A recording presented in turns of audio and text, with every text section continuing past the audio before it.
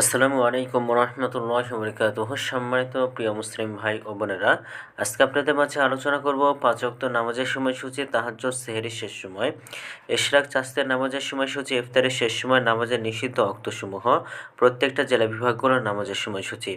তো আজকে সোমবার ৮ই ডিসেম্বর ২০২৫ ইংরেজি, ২৩শে অগ্রহায়ণ ১৪৩২ বাংলা, ১৬ জুমাদি উসসানি ১৪৪৭ হিজরি। ঢাকা এবং তার পার্শ্ববর্তী এলাকার নামাজের সময়সূচিগুলো তুলে ধরব। তারপরে অন্যান্য জেলা বিভাগগুলোর নামাজের সময়সূচি তুলে ধরব। তো যেখানে ভিডিও দেখছেন কমেন্ট করে জানাবেন। আজকে ঢাকা এবং তার পার্শ্ববর্তী এলাকার ফজরের নামাজের ওয়াক্ত শুরু হবে ৫টা ১০ মিনিটে, শেষ হবে ৬টা ২৭ মিনিটে। জোহরের নামাজের ওয়াক্ত শুরু হবে ১১টা ৫৩ মিনিটে, শেষ হবে ৩টা ৩৪ মিনিটে।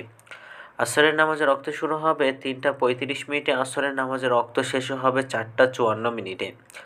মাগরিবের নামাজের ওয়াক্ত শুরু হবে ৫টা ১৫ মিনিটে, মাগরিবের নামাজের ওয়াক্ত শেষ হবে ৬টা ৩২ মিনিটে।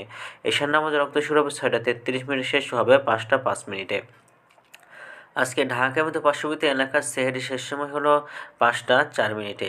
ইফতারের সময় সন্ধ্যা ৫টা ১৫ মিনিটে।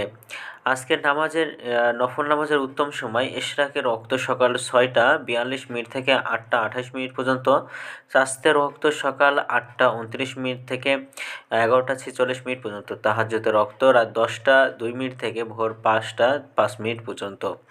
নামাজের নিষিদ্ধ ওয়াক্ত হলো ৩টার সময়, সকালে ৬টা ২৮ মিনিট থেকে ৬টা ৪১ মিনিট পর্যন্ত, দুপুরে ১১টা ৪৭ মিনিট থেকে ১১টা ৫২ মিনিট পর্যন্ত এবং সন্ধ্যায় ৪টা ৫৫ মিনিট থেকে ৫টা ১১ মিনিট পর্যন্ত।